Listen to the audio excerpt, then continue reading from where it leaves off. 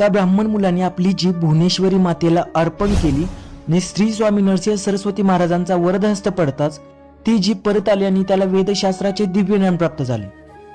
नमस्कार मित्रांनो, माझे नाव केतन गावडे. आज आपण आलो सांगली जिल्ह्यातील औदुंबर या पवित्र भूमीत, ज्या ठिकाणी श्री दत्त महाराजांचे द्वितीय अवतार श्री स्वामी नरसिंह सरस्वती महाराजांनी चातुर्मासातील सर्व दिवस अनुष्ठान केले आणि याचा विस्तृत उल्लेख श्री गुरुचरित्रातील 17व्या अध्यायामध्ये दिला आहे. गोष्ट अशी की कोल्हापुरात एक वेदशास्त्र संपन्न ब्राह्मणाचा मुलगा पण बुद्धिहीन असल्यामुळे लोक त्याची सतत हेटाळणी करत, अपमानाने व्यतीत होऊन तो गाव सोडून भरकटत बिलवडीस आला. तेथील औदुंबर जवळील भुवनेश्वरी मातेसमोर अश्रू ढाळत तो विनवू लागला, आई मला मार्ग दाखव. 3 दिवस प्रार्थना करूनही काही संकेत न मिळाल्याने त्याने खऱ्या अर्थाने देवीसमोर आपली जीभच अर्पण केली. त्याच्या निर्धाराने देवी प्रसन्न झाली आणि स्वप्नात ती म्हणाली, औदुंबराखाली बसलेले श्री स्वामी नरसिंह सरस्वती महाराजांना शरण जा. तो दुसऱ्या दिवशी तात्काळ कृष्णा नदी ओलांडून महाराजांच्या चरणी पोहोचला. महाराजांचा वरदहस्त पडताच त्याला पुन्हा जीभ आली आणि वेदशास्त्राचे दिव्य ज्ञान प्राप्त झाले.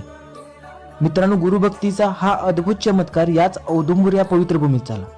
येथे आल्यानंतर मन शांत होतं, वातावरण भक्तिमय होतं आणि महाराजांच्या विमल पादुकांचे दर्शन घेताच मन तृप्त होतं. दररोज हजारो भक्त इथे येतात, नामस्मरण करतात, गुरूंच्या स्मृतीत विलीन होतात. कृष्णेच्या तीरावर उभी असलेली भुवनेश्वरी माता आजही भक्तांच्या हाकेला तत्पर आहे आणि मंदिराच्या गाभाऱ्यातील तिच्या दर्शनाने एक जागृत देवस्थान असल्याची अनुभूती येते.